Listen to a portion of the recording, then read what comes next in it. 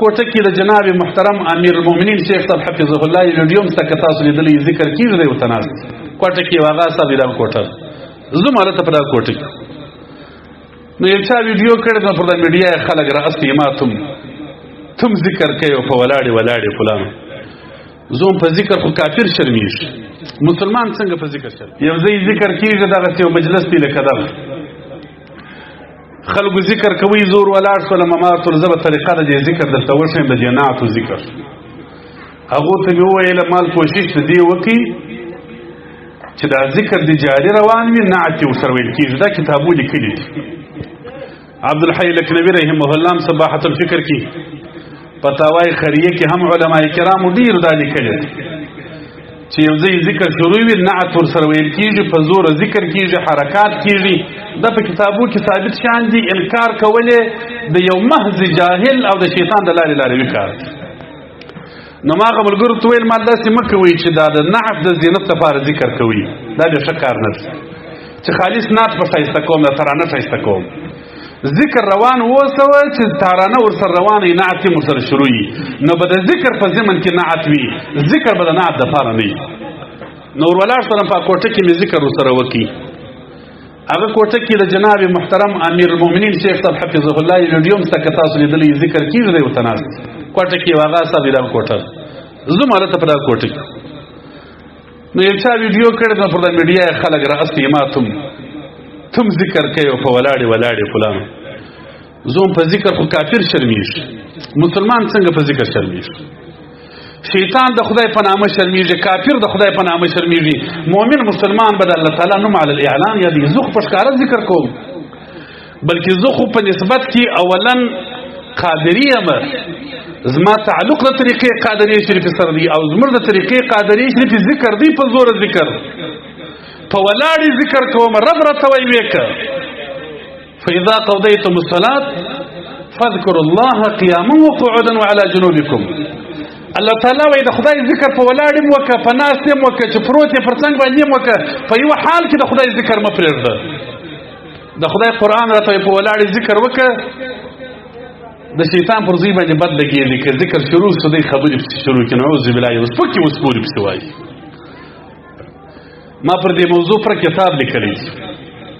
د حجة الاحناف په نامه زموږ په دې علاقو کې بعض خلک داسې وه هغو به خلکو ته ویل ول په زوره ذکر ستا خو په نورو مذهبو کې د امام صاحب په مذهب کې نشته کله به خلکو ته ویل ول د تصوف په کتابو کې ستا فقها یې نه مني نو ما پر دې موضوع یو کتاب ولیکي اوس هم ستا چاپ شوی دی زما سره ټلیفون کې هم ستا د عام هم چاپ شوی دی د کتاب خپل نوم چې دی حجة الاحناف په ضمن کې دا نوم ورسره شته چې تحذير العوام والخواص عن شر الموسوس الخناس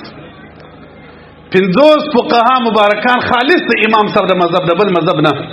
خالص د امام صاحب د مذهب د کتابو حوالې مې راخستې چې د امام صاحب په مذهب کې په زوره ذکر در قراره ذکر افضل دی بهتره دی هغه وخت کې یو مانع نه موجود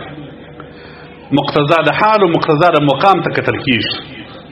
که مقتضا د حال او د مقام موافق او بیا په زوره ذکر در قراره ذکر افضل دی پر دې اتفاق دی تقریبا د جمهور علماو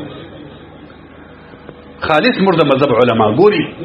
د امام ابو حنیفه رحمه الله په مذهب کې علما او پر کتابونه در موږ مخکې لیکلي دي علامه عبدالحی لکنوي رحمه الله پر کتاب پر دې موضوع باندې لیکي چې په زوره ذکر مستحب کار دی ښه کار دی په احادیث ثابت دی په زوره ذکر کوه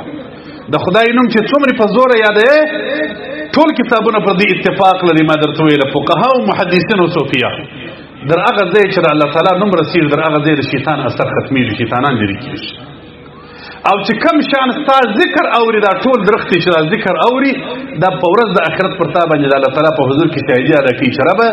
زه پر دې شاهده یم چې دغه مؤمن مسلمان ستا نوم یادوي کلمه یې ویله دغه ټول جمادات او د نباتات به راځي په ورځ د آخرت به شاهدي ادا کوي نو اوس یې ګټه ده که تاوان دی ګټه یې ده په زور ذکر ګټه لري په دې علاقه کې زموږ تاسو په دغه علاقو کې د پنجوایي په ولسوالۍ کې یو بزرګ تېر شوی دی د صلوات عجیب بابا مرحوم په نامه الله جل جلاله دې جنت الفردوس ورکړي د دې علاقې بزرګ عالم انسان و چې ام.یرالمؤمنین لا محمد عمر مجاهد رحمه الله به د دې کور ته ورته راتلي همیشه د صلوات عجیب بابا مبارک ما داسې وخت لیدلی دی چې زه ډېر کوچنی وم غالبا د 8 یا 10 کالو پورې په داسې عمر کې به وم. زما یو اکا و الله دې رحم پر وکړي وفات شو.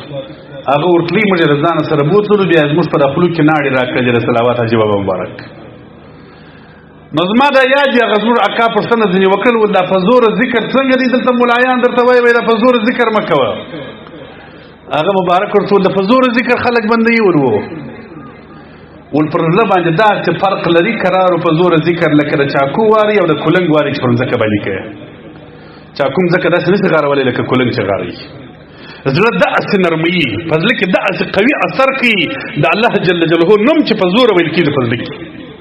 خو ما درته ویل مقتضا د حال د مقام ځان ته خبره ده. په بعضې حالاتو کې بیا په زوره ذکر تکرار افضل دی که چېرې خلکو ته ضرر رسېدی خلکو ته مشکل پېښېدی یا صوفیه مبارکان بعضې مبتدیانو طالبانو ته کراره ذکر وکړي د خپلو حکمتو په خاطر هغه د افضلیت جلا صورتونه دي.